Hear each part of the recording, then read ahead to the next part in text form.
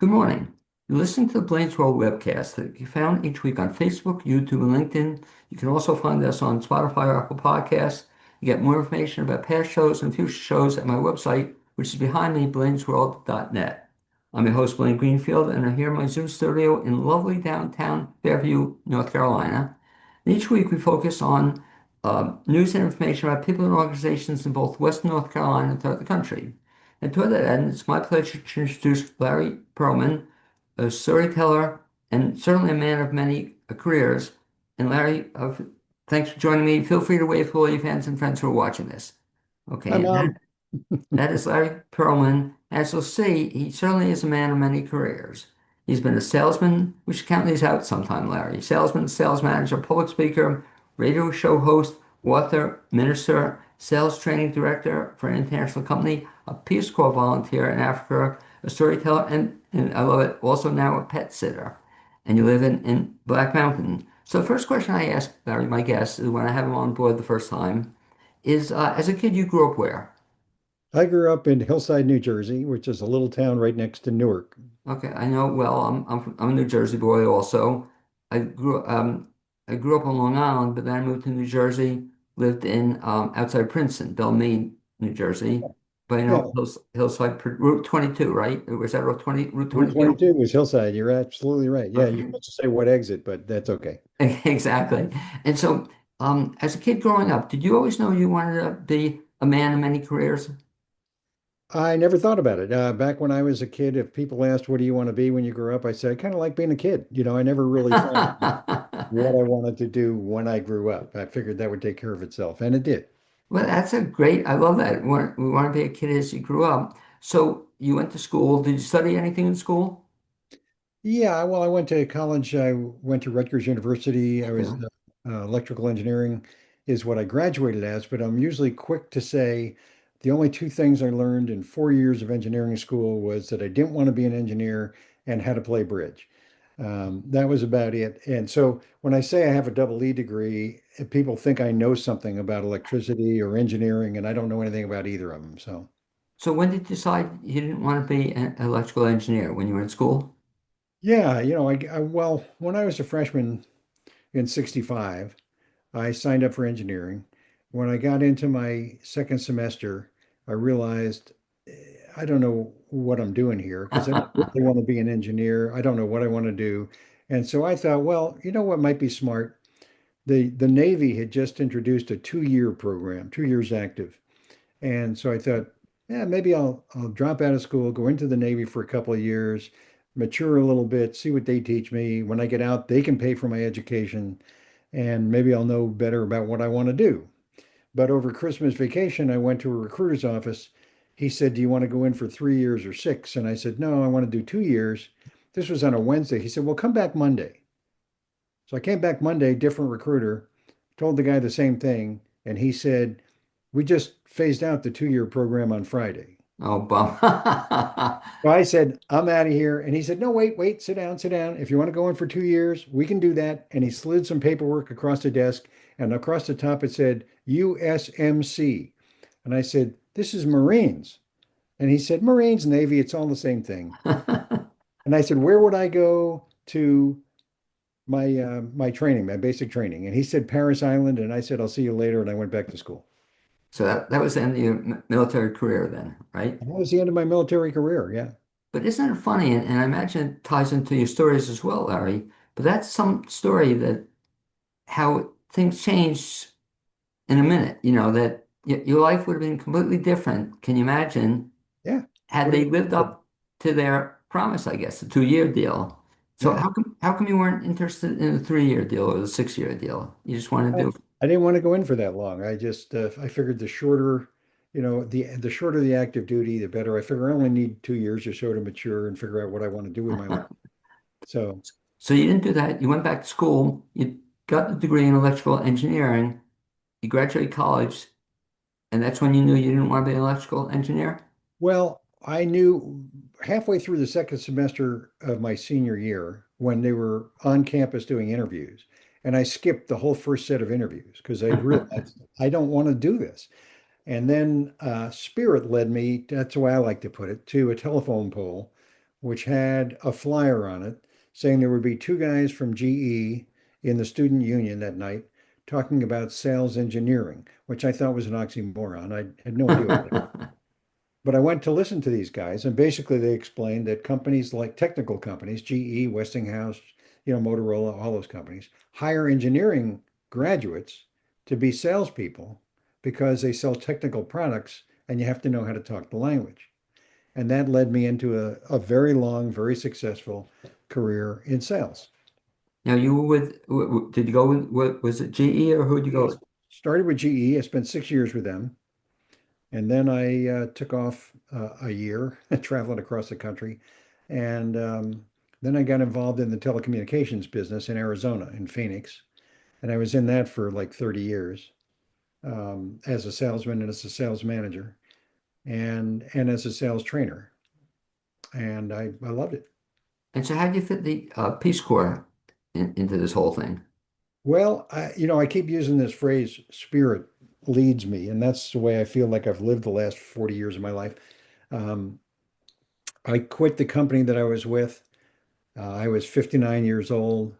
I just didn't like the direction they were going, didn't like the new management. So I quit without knowing what I was really going to do.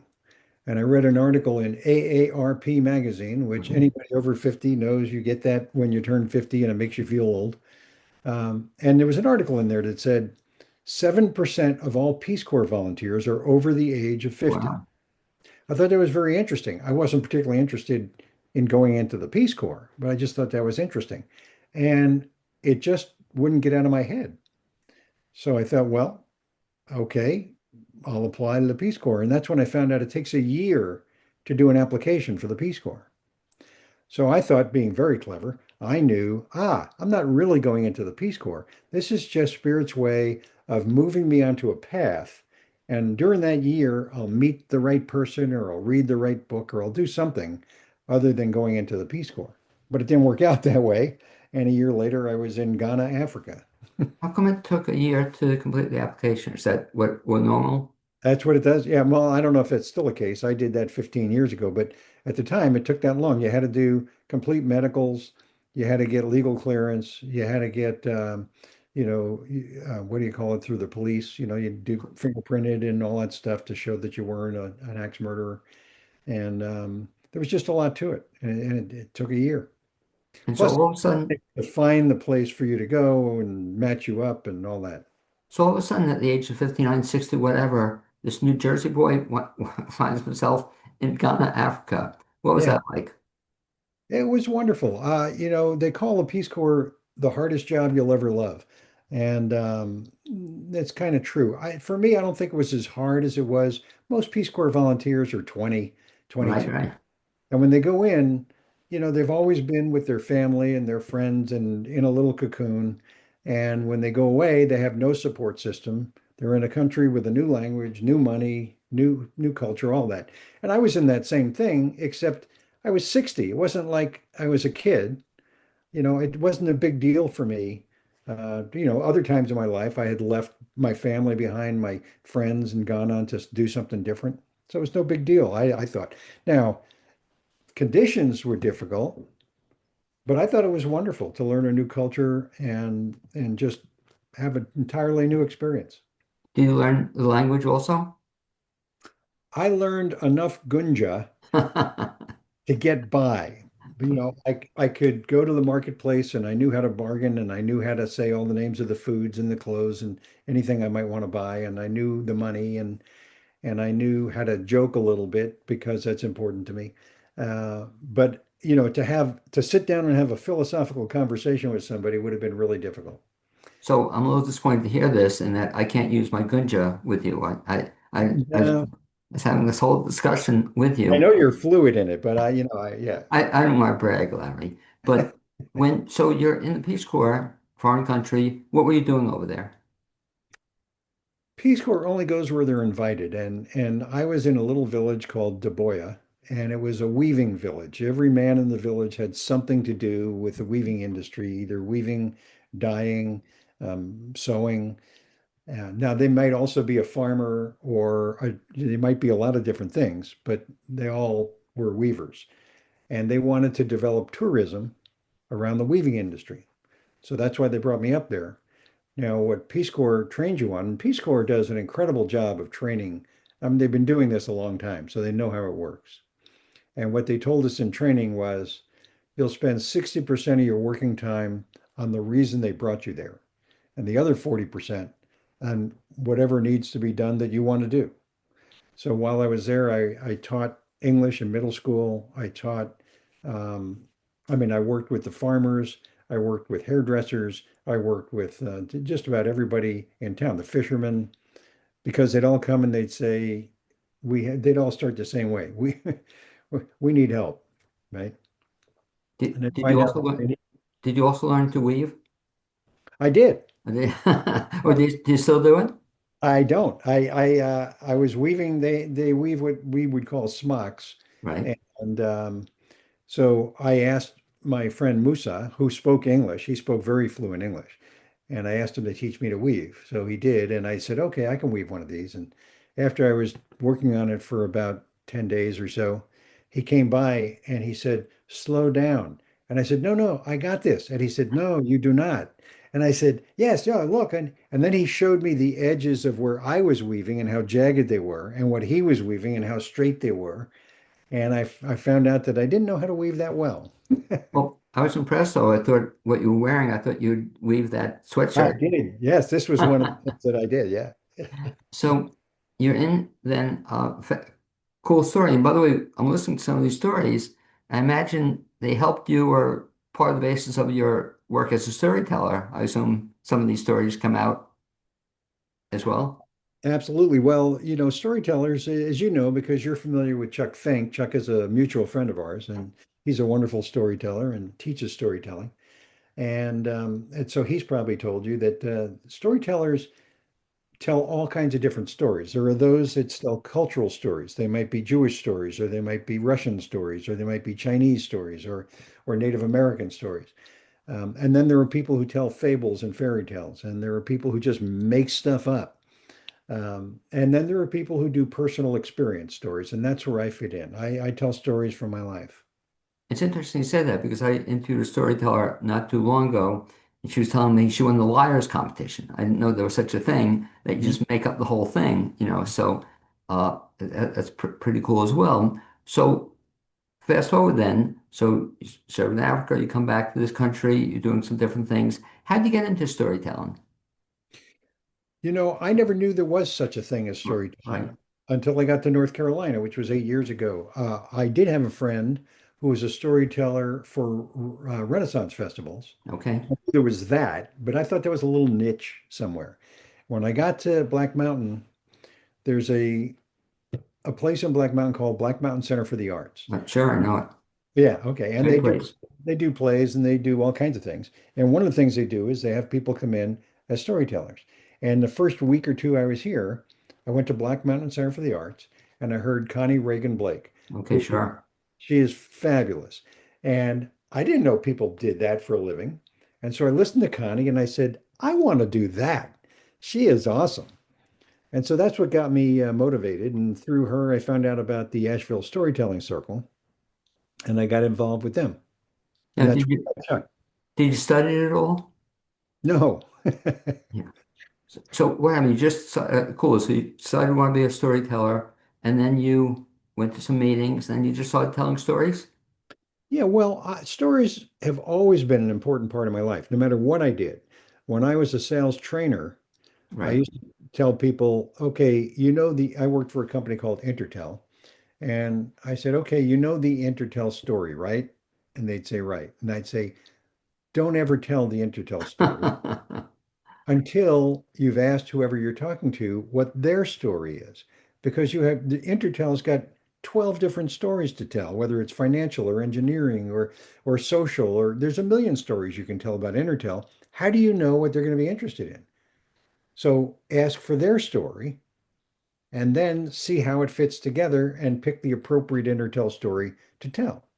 By the way, it just gave a phenomenal bit of advice if anybody's listening, in that I used to tell students, I used to be a teacher, Larry, the same kind of thing, or salespeople especially, that before you tell your story, find out their story, find out what they want to know.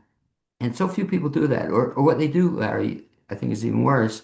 They'll ask a question, well, Terry, tell Larry, tell me what you do.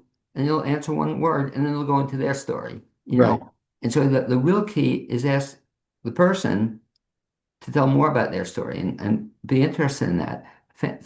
So cool that you did that. So you were told to find out what people wanted to, first of all, their story, and then wanted to know, I guess, about what you were talking about, a story. So have you used that same kind of theory in storytelling? Have I done what? Use the same kind of theory in storytelling. Oh, well, yeah. I mean, besides in business, personally, I found in my life that just asking people to talk about their lives is fascinating. And like you say, rather than letting them say three or four sentences and then saying, "Let me tell you about this," just keep eking it out, and it's wonderful. One of the books that I wrote is called Journey to Bliss, and the reason I wrote the book was two things. One, I always felt it was a shame that so many people hate what they do for a living. Right. Thank God it's Friday, oh, Blue Monday, and all that stuff. And I never experienced that. I never worked a day in my life. I love what I did. And I thought everybody should. So that was one thing. Another thing was, I said, if you take a room of 30 people and pick 10 out at random, you could write a book because everybody's got a story. Asheville Storytelling Circle motto is if you have a life, you have a story, right? So I put those two things together and I wanted to write a book to encourage people to find and follow their bliss. And to do that, I found 13 people, took a couple of 3 years, 13 people from different countries, different continents, black, white, young, old, male, female, normal people, not Bill Gates, who were living their bliss in some way and had a very interesting story of how they got there. And then I would write up their stories and put them in this book. And in the forward, I said, I'm trying to encourage you to find and follow your bliss like these people have. If they could do it, you could do it, and that kind What, of thing. what a great concept. Just, you got me interested in it. Give an example of some of the stories in that book. Oh, there's there's some phenomenal stories. There's a story about a woman. Her name is Linda Tucker. You can look her up on the internet. She's written two books herself about her experience. She's called the White Lion Lady of the Timbavati, and she was born in Africa. And where she grew up, she had heard her father tell stories about white lions. But when she was very young, I think 6, they moved to London, and that's where she grew up. And she became a famous model. She made a lot of money. Then she got to be a high officer in a company and traveled to Paris and London and New York and all that good stuff. But and then she said, I want to go back to where I was born. I want to see the white lions. I never saw them when I was a little girl. And so she got some of her friends together. They went there. They got an open air Jeep. They had heard from some local people that there was a lion that was going to give birth in a certain area to a white lion.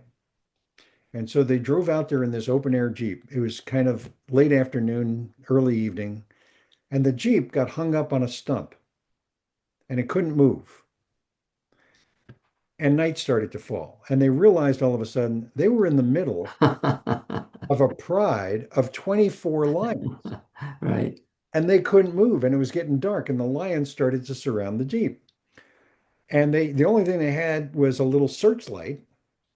So they didn't have any guns, they didn't have any radios, they didn't have any way to communicate with anybody.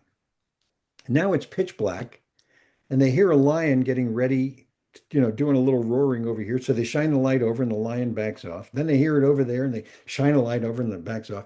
Now the battery's dying from the light Sure. and they know they're dead. Some of them are going to die. And then they see this woman, an African woman, with a baby on her back and a little kid by her side, her son, maybe 7, 8 years old, holding her hand. She walks through this Pride Alliance and gets to their Jeep. And she gets in the Jeep and she says, "You'll be fine, but one of you has to take my son, go back to the village to get another vehicle to come out here and pick everybody up. I'll stay here with you. And as long as I'm here, you'll be safe." Okay.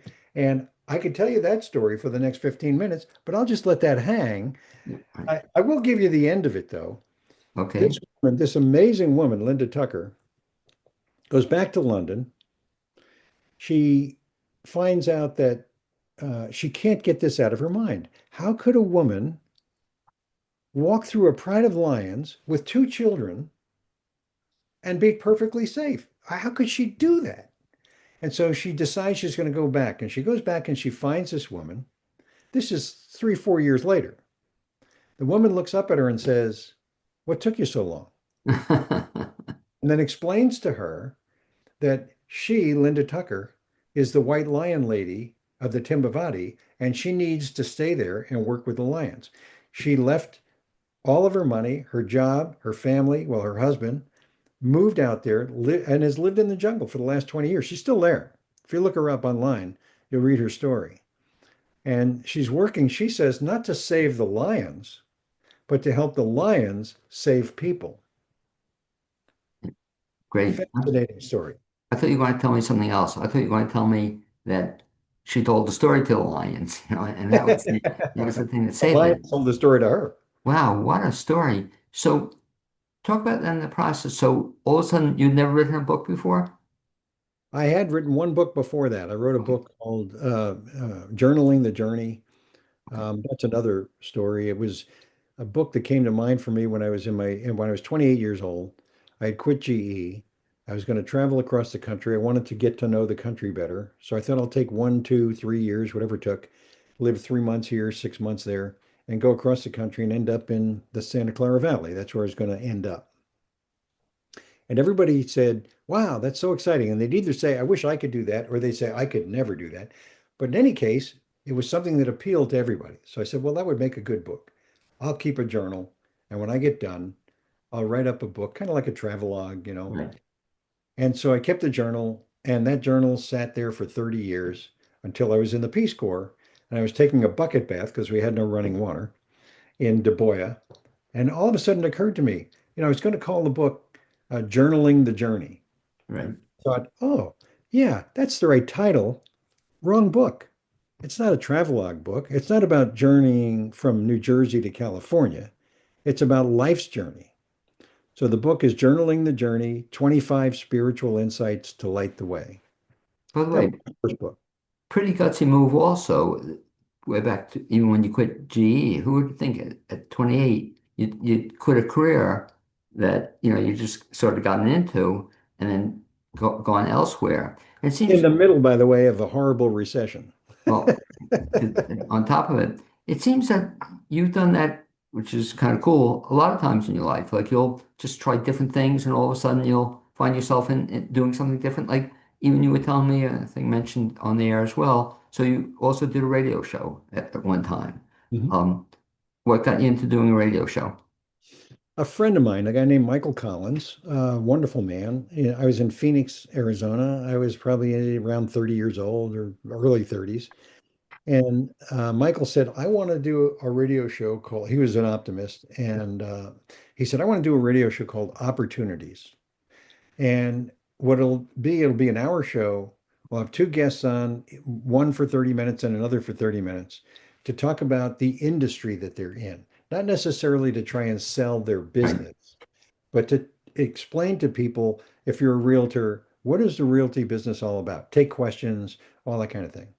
And what opportunities are there in that industry for people to get involved? And he asked me if I'd be the host. And the interesting thing about that was he said, "We're going to have a news show at the bottom of the hour. And I don't want to do regular news. Our news show is going to be called Good News Only." I love it. And we got Kathy Kirchner, who, if you look her up, Kathy Kirchner at the time, this was back in the early 80s, was a TV anchor woman, one of the few in the country, very well known. And he got her to do the news. But when he asked her to do it, she said, "I'll do it, Michael, but I don't think I can find 5 minutes of good news a week." And he laughed just like you did. And he said, "We'll find the news. You just have to present it." And she did. And after, I don't know, a couple, 3 months, she sat down with us one day over lunch and she said, "I was skeptical when we started, and now my eyes have been opened." She said, "When in the news business, we have blinders on. We think this is the world. You know, what we're reporting on, the wars and the fires and the murders and all that stuff. We think that's it. And you've really opened my eyes to show there's so much more to what's happening on this planet than the news that you hear, at 6 o'clock at night. So how long did you do that for?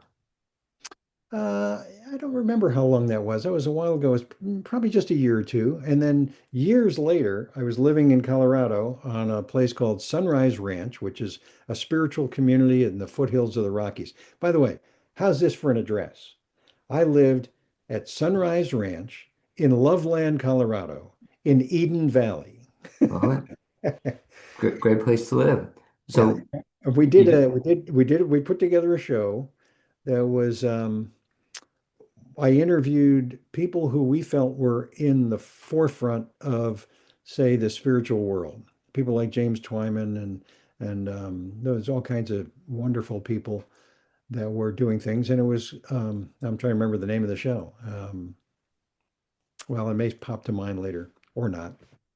well, it doesn't matter. Totally different kind of show, but it was wonderful. But what's cool is even these two shows, and even now what you're doing, you're telling stories. But what I love about the stories you're hearing, I assume, we haven't talked about them yet, but most of them, it seems like have a positive nature to them. And it's kind of, is that what you do in your storytelling? Try to have an uplifting message?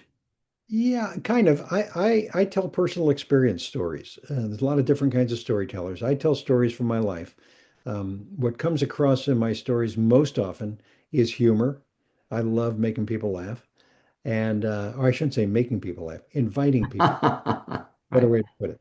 And by the way, you're doing a good job. Thank you. You're having me laugh, which is great. Yeah, there Thank you you. go. But I also hope that it is uplifting to people, telling them stories, and it may not have a moral per se, but people listen and they say, "Oh yeah, okay, this is what I can get out of that," and it may help me in my life. The stories you told, were they all based on your life? Almost all of them. I've told Linda Tucker's story. Right. Uh, I don't think I tell it as well as I wrote it, but yeah, I've told her story, and occasionally I'll tell stories that are either of other people or that are a fable or something like that, but not very often.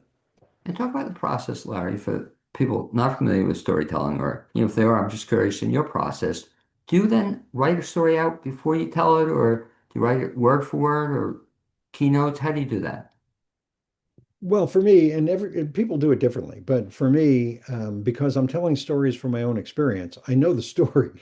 And so I will sit down and write it on the computer because I want to see what it looks like when I write it. And then as I read it, I can say, oh, I forgot about this or I forgot about that. And then by, I'll record it reading it from what I've written. When I listen to it, then I can tell, I don't need that part, doesn't really add anything, or I should emphasize this or whatever. Because when you hear it yourself, you know what's going to be the experience of somebody else listening to it. You can say, that's pretty boring. He's going to want to hear that. Um, so then I'll do that and then I'll tweak it. But the fact of the matter is, no matter how much you have it written out, when you get on stage, it's going to change. It's going to morph. I mean, you may have most of it may be exactly what you've written out, but a lot of it's going to change. And some of that is the audience. When you're actually talking to somebody or with somebody, even though they're not responding, uh, there's a feel that you get, and it kind of leads you in one direction or another. How many different stories do you have Oh, I don't about? know, 20, 25, maybe. Okay. And do you add to that every day, month, year? Do you actually write stories all the time? I just thought of something the other day. I was at a church service and they said something which I keep a little notebook. I'm old school. Me And, too. and they said something that brought to mind when I was in Ghana, when I was in Dubois.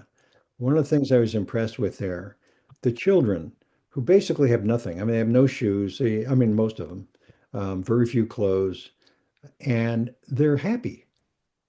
I mean, I was 2 years in a village of about 5,000 people. Well, I say 5,000 adults and 5 million children, which is what it seemed like.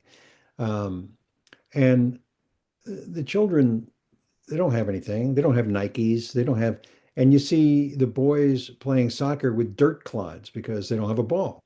The girls are jumping rope with weeds because that's what they have. And they tie them together and they break every 5 minutes and they don't care. They just tie another weed in and they keep going. They're just happy. I think in 2 years in that village, other than a baby crying because it was hungry, I think I only heard a child cry once, unless they were hurt. Right. And so it made me think I should tell a story about my time in Ghana regarding learning about what matters in life.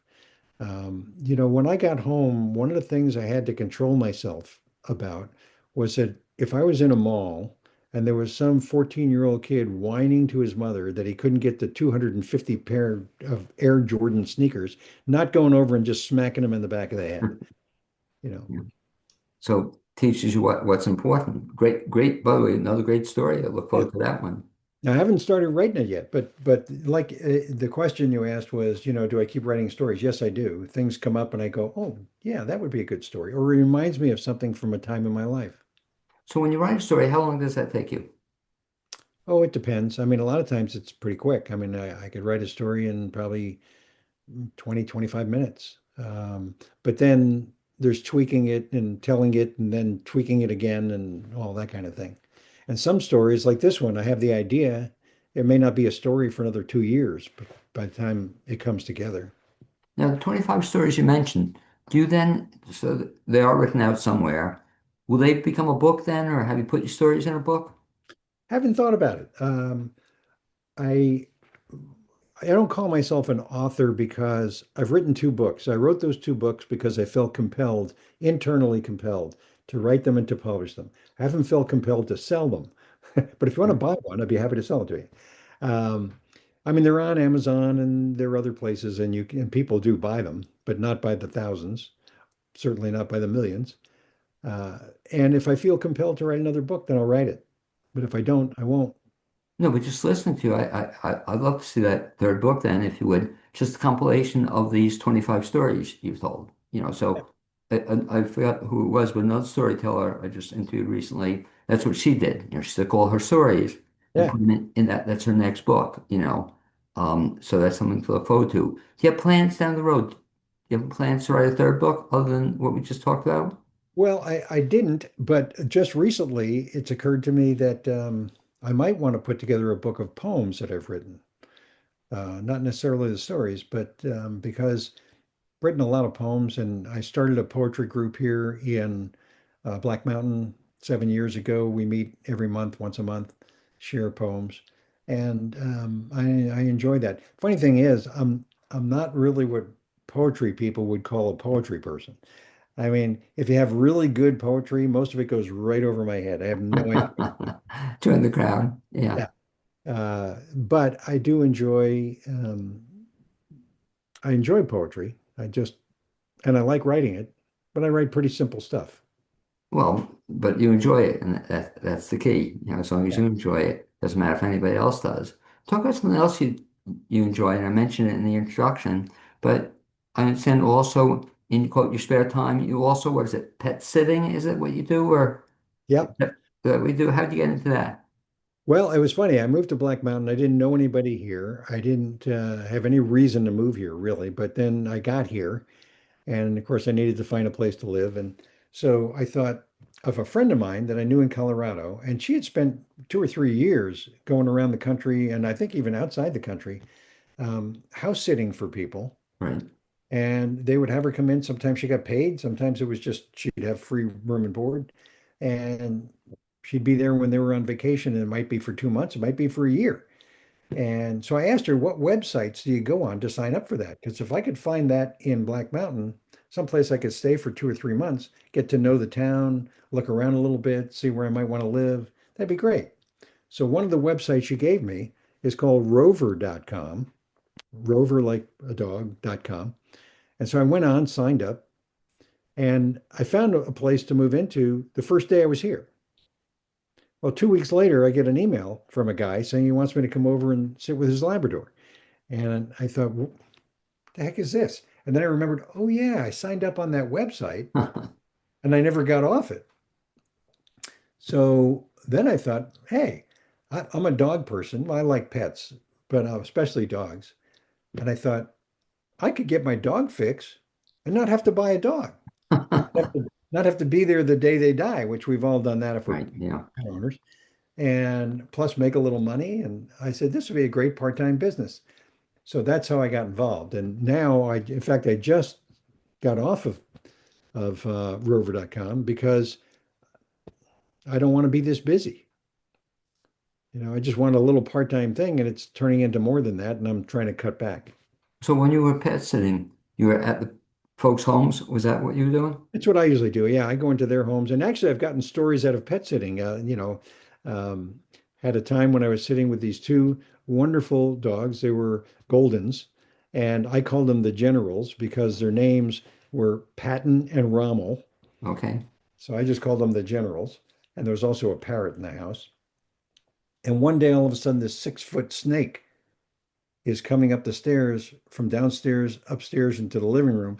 And I'm trying to keep the dogs away, trying to figure out what to do with the snake.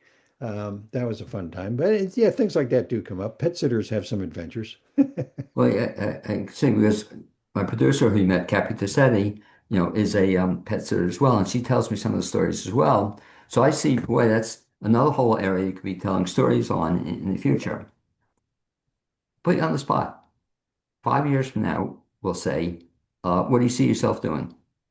More Well, storytelling, writing? I'll tell you a story about that, Wayne. Yeah, go ahead, please. I love that. When I went to work for GE, Right. we had a guy come out once a year. I was in sales. Once a year, he'd come out from Fort Wayne, Indiana, which was the headquarters for our division. And he'd sit down with us, and we were supposed to write down our 1-year plan, our 5-year Okay. plan, our Right. 10-year plan. And every year we'd have the same conversation. He'd come out and he'd say, let me see your 5-year plan. And I'd say, I don't have one. And he'd say, well, let's put one together. I said, I don't want one. And, well, and he asked me the same question you just did. Well, where do you see yourself in 5 years? I said, I don't know. I like what I'm doing now. I'm happy doing this. 5 years from now, if I'm not happy doing this, then I'll see what I want to do then. I don't know what I'm going to want to do then. And so I have the same answer now. 5 years from now, I don't have a clue. I appreciate you saying that, Larry, because I kind of always had that in my life as well. I like, what are my goals 5 years from now?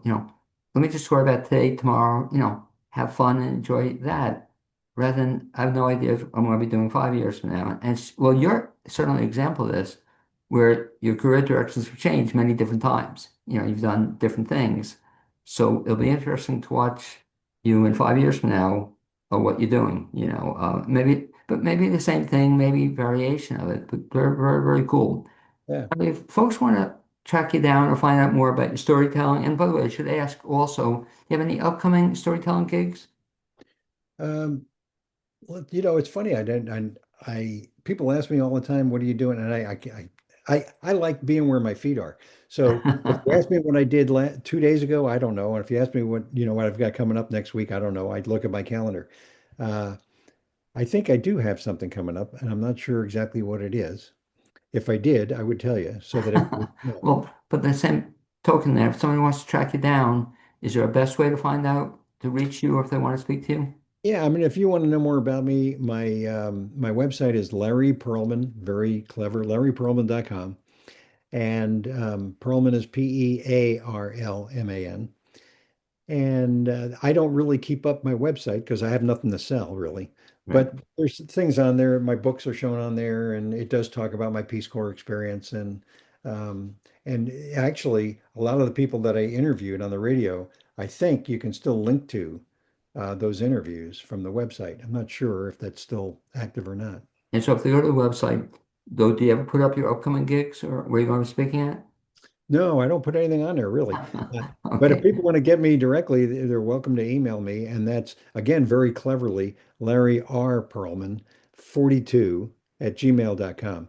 And that R in the middle is important because everybody thinks, oh, it's just Larry Pearlman, but it's Larry R.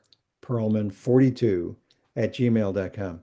I'm so glad you explained that because I always got a kick out of Larry speaking to people who like your email address because that distinguishes you, I guess, from Larry R. Pearlman 43 and 41. So Exactly. Yeah. you were the only one who got the 42. You were lucky. Yeah. So Well, we meet at a convention every year and, we talk. the Pearlman convention. But People will ask me, where the 42 comes from. And, it's my favorite number. It always has been. And where it comes from is it was Jackie Robinson's number. okay, And I was born in Brooklyn. I was raised in New Jersey, but I was born in Brooklyn. So I came out of the chute a Brooklyn Dodger fan. And Jackie Robinson, of course, I was born in 47. So Jackie Robinson was playing then. And he was my favorite ball player. did you say a Dodger fan or still a Dodger fan? No, I was a diehard Dodger fan until they moved to Right, California in 58. And then you couldn't follow them really. It wasn't TV, wasn't like it was sure, today. You remember they had the game of the week. There was right. one baseball game a week, and it probably wasn't going to be the Dodgers. So I lost track, and then I wandered around in a fog for 4 years because I certainly wasn't going to become a Yankee fan. Hated the Yankees. And then the Mets came to town. Yeah. I became a diehard Mets fan until I left New York. And then I got to Phoenix and I just sort of got out of baseball. And then a few years later, the Diamondbacks came to Phoenix and I became a Diamondbacks fan. And then I left Phoenix. So now I'm really not a baseball fan anymore. And last question in terms of your travels from Phoenix now to Asheville area, Black Mountain area. How did you wind up here? That could be a book. A story, certainly. When I left Arizona, it was to go into the Peace Corps. So I was 60 years old at the time. I came out of the Peace Corps at 62. And I went to live at Sunrise Ranch, which was a spiritual, intentional community in the foothills of the Rockies in Colorado. I lived there for 3 years. And then I felt that it was time to leave there. And the next 4.5 years, my Australian friends would say I went on a walkabout. And I spent time in New Jersey, in Florida, in Texas, in South Africa, in New Zealand, in Australia, in Costa Rica, in Florida. And at the end of that 4.5 years, it came to me it was time to settle down. I didn't know where. So I just sort of meditated on it. And the only thing that came to me was Asheville. I had no reason to move to Asheville, but that's what came to me. So I did have friends in Weaverville, and I asked them if I could come stay with them a couple days, check it out. And I went to Asheville, parked the car, walked around for 5 or 10 minutes, and I wait for what I call a boom, where it comes together and I say, this is the place. And it didn't happen. It was a nice town. I loved it, but it wasn't it. So I went to Waynesville, I went to Hendersonville, I went to Madison County, I went to, Hot Springs and Arden, and I went to all these little towns and did the same thing. 5, 10 minutes and no click. And then I got to Black Mountain, and before I got out of the car, it just went click, and I knew this was the place. Since then, I found out all the reasons why I should have moved here, but I didn't know them at the time. After the fact. Anyway, Larry R. Perlman, 42. I'll remember that. Thank Thank you for being my guest on the Brilliant World webcast. I'd also like to thank my producer, Capri Cassetti. And my hope is that one of these days we'll actually bump into each other in person. In person, that'd be I great. appreciate being on, Blaine. It was a great conversation. I enjoyed, and I like Happy too. She was fun to deal with on email. Okay, I agree. Thanks, man.